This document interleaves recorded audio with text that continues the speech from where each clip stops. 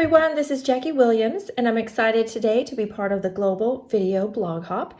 And this month, we are sharing with you a card and a 3D project. So I decided to make just a simple, quick box and a little gift card to go with.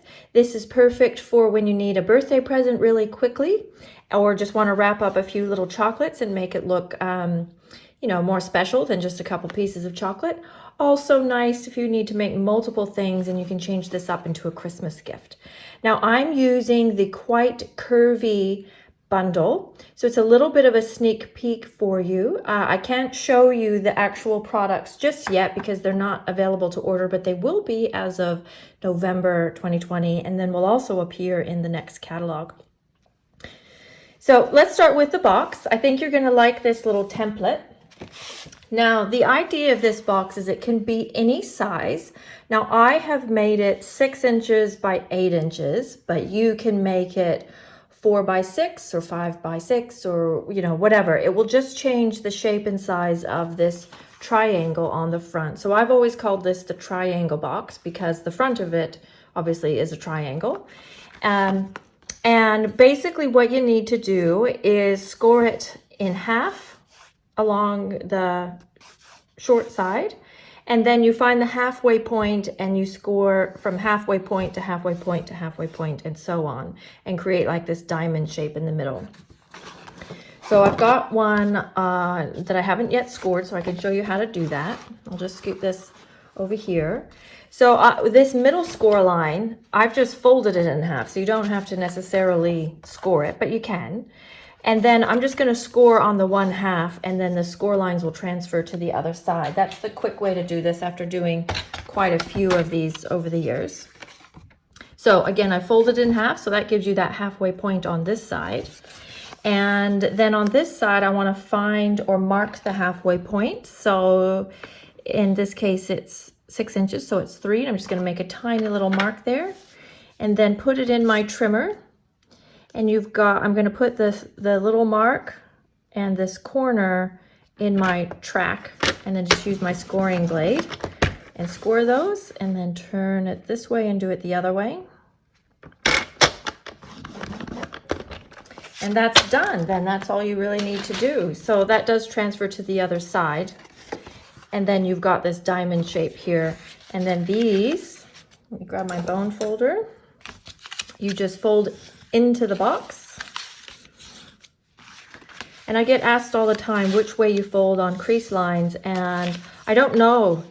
I think the correct way is to fold towards the mountain, but honestly, I don't think it really matters all that much. And then once you have them all creased, then you're literally just going to fold that box in half, and then that creates your box. And then we'll punch some holes in here and tie it closed. But let's embellish the box before we do that. So I'm using the Quite Curvy stamps, and I'm going to stamp the little border image with the Pool Party ink pad. All right, I've stamped those up, and I just want to note that the image itself is only this part right here, but it's really easy to line up. You just rotate the image 90 degrees each time. And I've stamped it across the top and bottom of the front, and then the top and the bottom and the top of the other side as well. That way you get some pretty images along the sides. Okay, I'm just going to open it up flat, and then we're going to embellish this triangle here. And I've got a piece of the Pretty Peacock paper, and I'm going to use the Labels Pick-a-Punch, and I have this 3/4 inches wide, so I'm just going to slide it into my punch. And with this punch, it really is best if you look on the back and just make sure that it's lined up. Oh, I used the other one on that sample. That's all right. We'll have one of each then. And I always punch it first so that I can then stamp my words and make sure that when I then if I punch it second, you run the risk of potentially cutting off some of your words. And then I'm just going to heat emboss the Made with Love Just For You, which is perfect. I guess unless you have store-bought chocolates in your, but I guess maybe you could be referring to the box, but you can decide if this is what the words that you want on the front of your box. Okay, so I've white embossed the Made with Love Just for You, and then I'm going to take a little bit of the Bumblebee Designer Series paper, and I'm going to adhere that to the bottom of this. Then I'm going to put this, sorry, on my box like so. And then where this is going to fold, I'm just going to take my scissors, or you could use your trimmer if you wanted, and just trim off this excess so it fits that box perfectly. Fits the shape of the box like that. Now then, this die set also has just a little bit of greenery, which I did die cut out in Old Olive. And I'll just adhere some of those onto the side. Now, the little bird stamp, I have stamped the bird with black stays on. You do need to have stays on if you are using water painting or painting or using any sort of water mediums. And I am going to use our water painters and a little bit of the Bumblebee ink. And I just want to get a little color on there. It doesn't have to be, you know, an amazing piece of art. So I like to get it wet first. There's a little bit of yellow still on my brush. And then put the ink on. That way the ink is immediately wet enough and it moves so that you don't get big splodges. And then ideally I would let it dry for a few moments and then maybe just take a little bit more and put a little bit more on the tummy. And then there are dies to cut out the little birds. I've cut one out already, so we will put him or her on with, I don't know my birds well enough to know if that's a girl or a boy bird. I'm using the little mini dimensionals and just put the little birdie on there like so. And I'm going to just add just a little bit of Wink of Stella just on the tummy there. And one of my favorite things in the new catalog are these Artistry Blooms sequins. So I'm using the pink ones. They do come in 4 colors, but they're just such nice usable colors. They're colors that I find that the whole pack is quite usable. And I've taken a tip from a few other designers I've seen, and just those big ones sometimes are a little bit too big. So if you just kind of tuck them up under something, then they're not quite as overwhelming.